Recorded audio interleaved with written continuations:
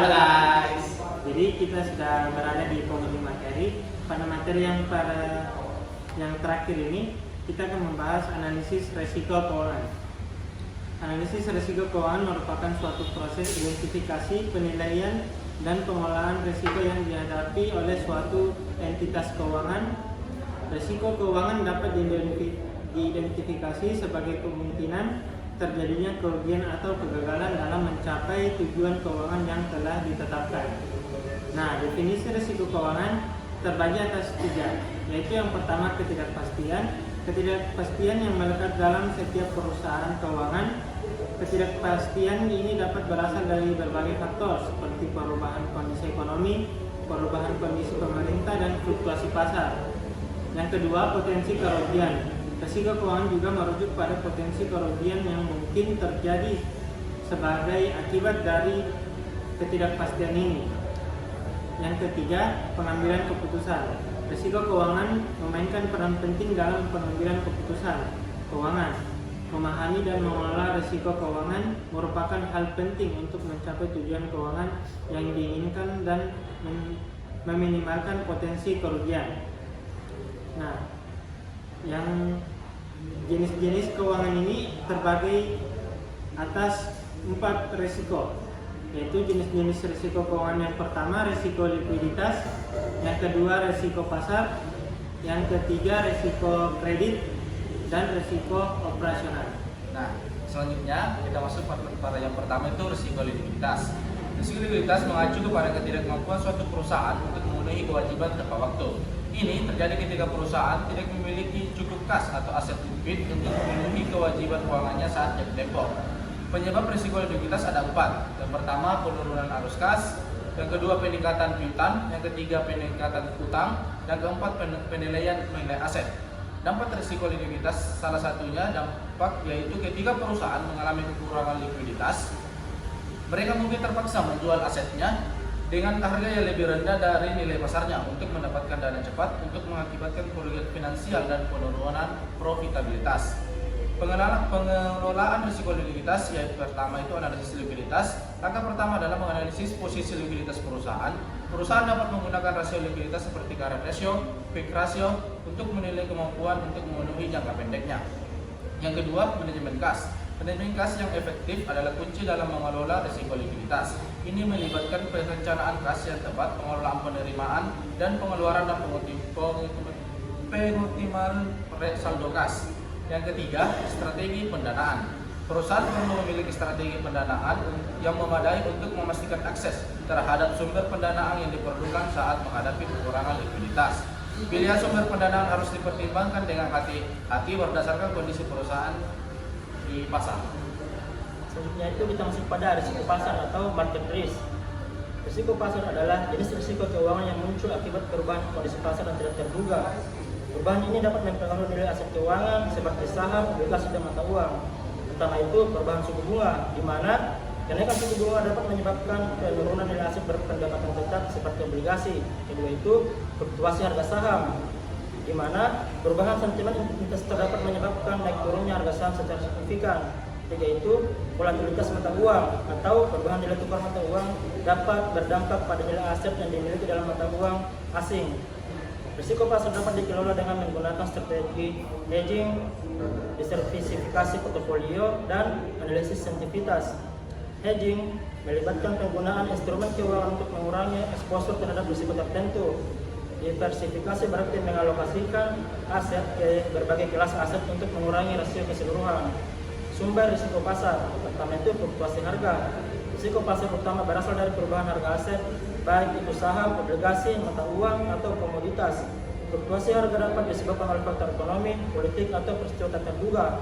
Kedua itu perubahan suku bunga. Perubahan suku bunga dapat mempengaruhi nilai aset keuangan, terutama obligasi. Kenaikan suku bunga akan menyebabkan penurunan nilai obligasi, sementara penurunan suku bunga akan meningkatkan nilainya. Ketiga itu volatilitas pasar. Ketidakpastian dan volatilitas pasar keuangan dapat menciptakan ketidakstabilan dan risiko. Ketidakpastian dapat muncul dari berbagai faktor seperti kebijakan moneter, kondisi ekonomi, dan geopolitik. Yang empat itu peristiwa tak terduga. Peristiwa tak terduga seperti bencana alam, konflik geopolitik, atau pandemi. dapat menyebabkan guncangan pasar yang signifikan yang berdampak pada harga aset dan menciptakan risiko. Pengukuran risiko pasar. Pengukuran risiko pasar penting untuk memahami dan mengelola potensi kerugian akibat fluktuasi harga aset. Beberapa materi pengukuran risiko pasar meliputi volatilitas, menunjukkan seberapa besar fluktuasi harga aset dalam periode tertentu. Kedua, value at risk atau VAR, menentukan batas kerugian maksimum yang mungkin terjadi pada portofolio investasi selama periode tertentu dengan tingkat kepercayaan tertentu. Ketiga itu stress testing, yaitu menganalisis dampak perubahan besar dan tiba-tiba pada harga aset terhadap portofolio investasi. Selanjutnya itu kita masuk pada risiko kredit. Baik, selanjutnya risiko kredit itu adalah potensi kerugian finansial yang dapat dihadapi oleh suatu entitas karena tidak kemampuan pihak yang berutang untuk memenuhi kewajiban pembayarannya. Yang kedua itu ada faktor-faktor risiko kredit. Beberapa faktor yang dapat mempengaruhi risiko kredit meliputi riwayat kredit debitur, risiko keuangan, dan kondisi ekonomi yang berlaku. Selanjutnya, mitigasi risiko kredit. Untuk mengurangi risiko kredit, berbagai metode mitigasi dapat diterapkan. Ini termasuk menilai kredit yang ketat, manajemen risiko kredit, dan menggunakan instrumen mitigasi risiko seperti jaminan atau asuransi kredit. Selanjutnya, faktor-faktor risiko kredit. Riwayat risiko kredit. Pelanggan menunjukkan kemampuan mereka dalam memenuhi kewajiban keuangan di masa lalu.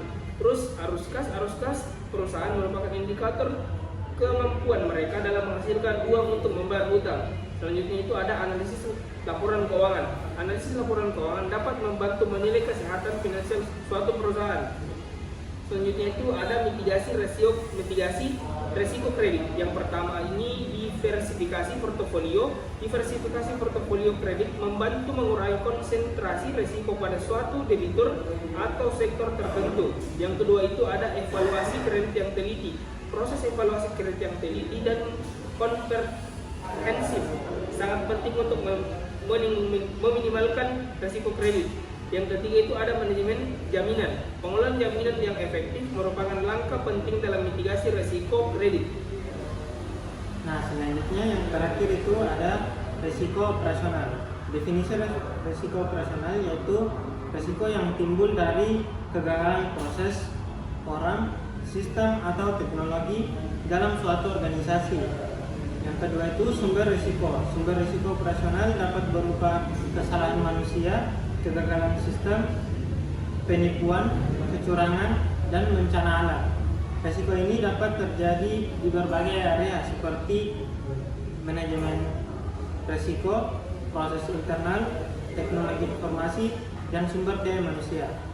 Nah, contoh risiko itu ya ada meliputi kesalahan dalam pemrosesan transaksi, pencurian data, kegagalan sistem komputer, dan kegagalan kontrol internal. Nah, sumber-sumber risiko operasional yaitu yang pertama kesalahan manusia. Kesalahan manusia merupakan sumber risiko operasional yang paling umum. Hal ini dapat terjadi karena kurangnya pelatihan, kurangnya perhatian, atau kelelahan. Yang kedua, sistem dan teknologi. Kerusakan sistem atau kegagalan teknologi dapat menyebabkan risiko operasional. Yang ketiga, proses bisnis. Kelemahan dalam proses bisnis juga dapat menyebabkan risiko operasional. Misalnya, kurangnya kontrol internal dapat menyebabkan penipuan, kesalahan akuitansi, dan bahkan pencurian aset. Yang keempat itu ada faktor eksternal yang seperti bencana alam, perubahan peraturan, dan persaingan tidak sehat juga dapat menyebabkan risiko operasional. Nah, berikut ini pengelolaan risiko operasional ada 4, yaitu yang pertama identifikasi, yang kedua evaluasi, dan yang ketiga mitigasi, dan yang keempat monitoring. Nah, kita sudah masuk ke yang terakhir yaitu risiko solvabilitas. Risiko solvabilitas merujuk pada kemampuan perusahaan untuk melunasi kewajiban keuangan jangka panjangnya, termasuk utang, obligasi, dan kewajiban lainnya dengan menggunakan asetnya. Risiko ini muncul ketika perusahaan tidak memenuhi kewajiban keuangannya karena aset yang dimilikinya tidak cukup untuk menutupi kewajibannya. Risiko solvabilitas dapat mengancam keberlangsungan hidup perusahaan dan berdampak negatif pada investor dan kreditur. Beberapa indikator risiko solvabilitas yang umum digunakan meliputi rasio utang terhadap ekuitas, yang kedua rasio solvabilitas, yang ketiga rasio liabilitas terhadap aset, yang keempat rasio penghasilan bersih terhadap utang, yang kelima rasio penghasilan bersih terhadap ekuitas.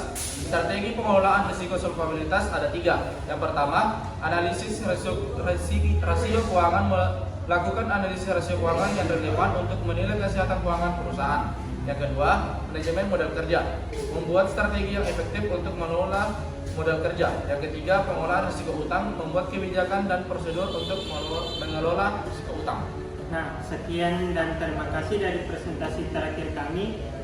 Sebagai penutup, kami mengucapkan banyak terima kasih kepada dosen pengampu mata kuliah analisis laporan keuangan, Pak Rifai. Semoga ilmunya dapat bermanfaat bagi kita semua. Sekian dan terima kasih. Terima kasih Pak. Terima kasih Pak.